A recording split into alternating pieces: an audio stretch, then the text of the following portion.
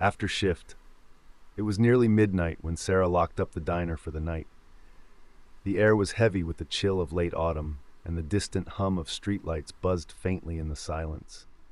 Sarah worked the evening shift at Joe's Diner, a small roadside eatery off the interstate. Business had been slow all evening, and she was glad to finally head home. She checked her phone. No new messages. Not surprising, her roommate was likely already asleep, and her social life had been non-existent since she took the night shift. She sighed and pulled her jacket tighter, glancing back at the diner. It looked eerily different after hours, its neon open 24/7 sign flickering weakly. Her car was parked behind the diner in the dimly lit employee lot. Sarah didn't like walking back there alone, but tonight the unease felt heavier than usual. The night was too quiet, and the shadows seemed to stretch unnaturally. She reached her car and fumbled for her keys, her breath visible in the cold air. As she unlocked the door, she thought she heard a faint noise behind her, a soft rustling like fabric brushing against metal. She turned quickly, scanning the empty lot. Nothing. Just the wind stirring a few stray leaves. "Get a grip, Sarah," she muttered, sliding into the driver's seat. The engine sputtered to life, and she pulled out of the lot, merging onto the lonely highway. The road stretched endlessly, bordered by dense woods on either side. The diner had always felt isolated, but tonight the distance between it and the next town seemed vast. As Sarah drove, the hum of the tires on the pavement and the rhythmic swipe of the wipers lulled her into a trance. The radio crackled faintly but failed to pick up a clear station. She settled for silence, her mind drifting. That's when she saw it. A figure standing by the side of the road, barely illuminated by her headlights. It was tall and motionless, wrapped in what looked like a dark, tattered coat. Its face was obscured by shadow, but something about its stillness sent a chill down Sarah's spine. She instinctively slowed down, her hands gripping the wheel tightly. The figure didn't move. As her car crept closer, Sarah felt a growing sense of dread. The figure wasn't just standing there, it was staring at her. Her heart pounded. She sped up, unwilling to stop or even look back. The figure vanished in her rearview mirror as she drove on, but the image of it lingered in her mind. She tried to shake it off. Just a hitchhiker. Nothing more. But she couldn't ignore the gnawing feeling that something was wrong. After a few miles, Sarah's car began to shudder. The steering felt sluggish and the engine sputtered. "No, no, no," she groaned, pulling onto the shoulder.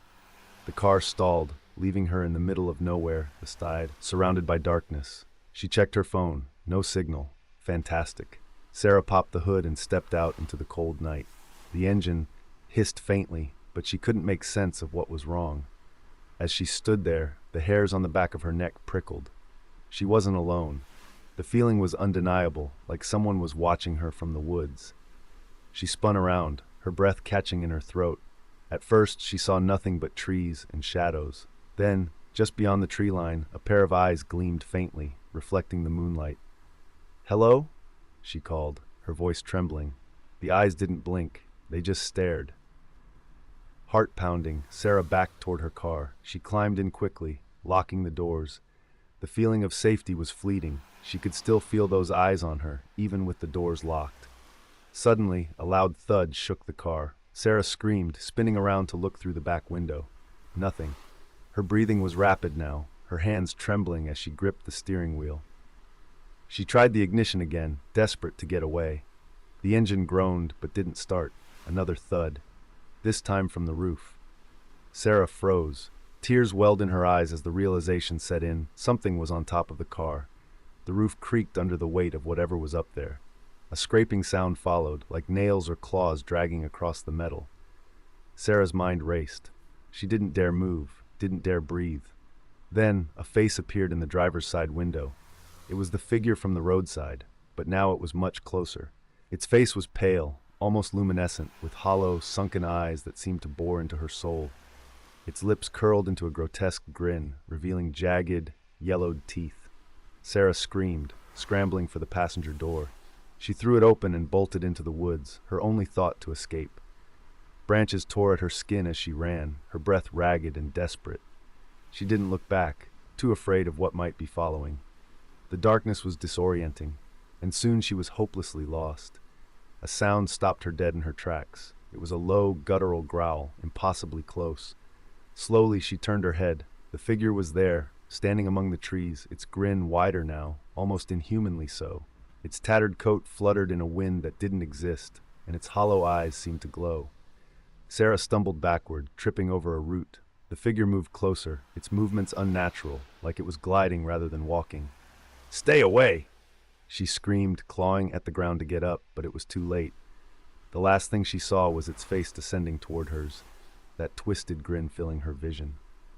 The next morning, a trucker spotted Sarah's car, abandoned on the shoulder. The hood was still open, and the driver's door hung ajar. There was no sign of Sarah, but deep scratches marred the roof, and the driver's side window was shattered from the inside. In the woods nearby, search teams later found her phone lying in the dirt, its screen cracked. The final photo in the gallery was blurry. It unmistakably showed a pale, grinning face staring directly into the lens. Sarah was never seen again.